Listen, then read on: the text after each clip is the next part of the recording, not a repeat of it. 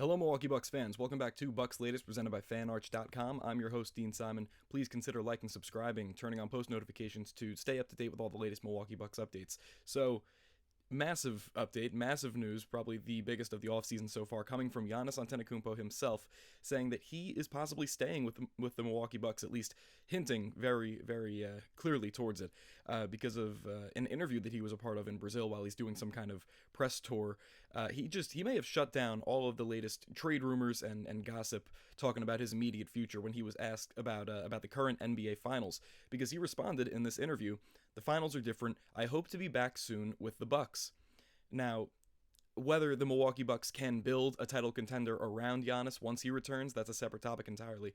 But Giannis Antetokounmpo has clearly given the indication that he wants to win, number one, but he wants to win as a member of the Milwaukee Bucks and keep his legacy going for that franchise. Because we know that Giannis's main prerogative is winning, is that he's a winning player. He's always talked about in interviews and press conferences that he wants to be in the best situation possible to win, and if it's not in Milwaukee, then he may as well consider his options and really weigh his options for his immediate future. And this is how we've come to know Giannis as a player, as a persona, because he's definitely more interested in winning than anything else. And whether it was in Milwaukee, somewhere else, he wanted to take all of his options into account. But he is now given the full indication that Milwaukee will remain his home, that he won't necessarily be looking to request a trade this offseason unless something dire happens, something tragically turns in an instant. But Giannis Antetokounmpo, two-time NBA MVP with the Milwaukee Bucks, looks to remain as a member of the Bucks moving forward. An absolutely huge piece of news coming out today. Now, moving forward, in terms of the Bucks' future, maybe both short-term and long-term, because during a recent episode of NBA Big Board, which is hosted by content creator and draft specialist Rafael Barlow, he recently spoke with Locked On Bucks Camille Davis to discuss where the Bucks could go with the number 47 overall pick. And during their talk, Davis shared something from her perspective, and it seemed as though, from her perspective, that the Bucks were looking to plan for a potential Giannis return a little early, and even before this recent news came out, by targeting more experienced talents in the second round of the 2025 NBA draft coming up on June 25th. So Camille Davis, in her discussion, said that when thinking about the Bucks and the draft this year, I think based on what we've been seeing too with some of the names that have been leaked about who the Bucks are bringing in for the pre-draft workouts, they seem to be looking at older players, more experienced guys that can come in and make an impact right away. So on previous episodes of the show, we've covered guys like Mark Sears, Max Shulga, and even as of more recently, front court talents like Izan Almansa from the Perth Wildcats of the NBL and Memphis's Dane Danger. And all of those guys being prospective picks for the Bucks in this draft, but only one of those three guys are below the age of 22, and that's Almanza, who just turned 20 on Saturday.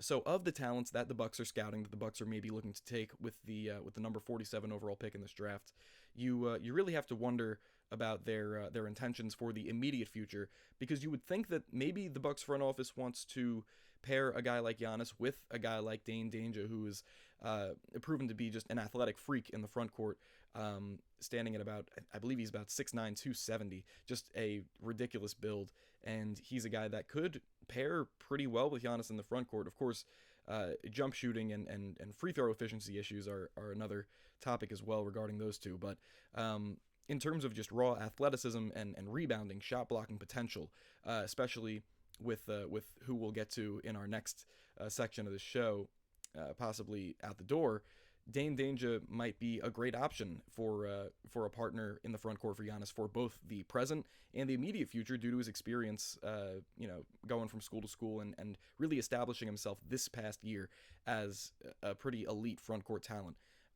And again, a guy like Almanza is another great option, but he's a little bit younger. Definitely, I think he has more potential for being a more versatile front court talent than Danger does, because of his jump shooting, his ball handling.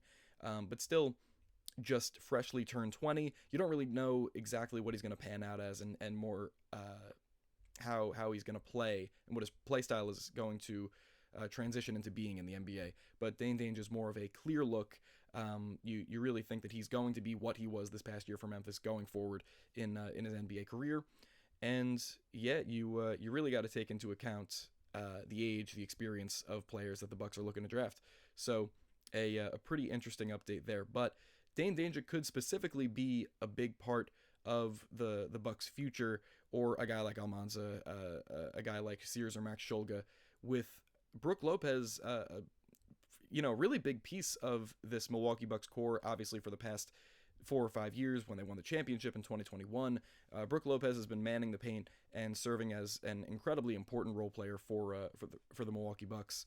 But it was all but confirmed that the 2021 NBA champion, former All-Star, the floor spacing, shot blocking big man, it will most likely leave the Milwaukee Bucks as an unrestricted free agent this summer, which is sad to see, but he's going up in age. He's maybe looking for his last big contract before he retires.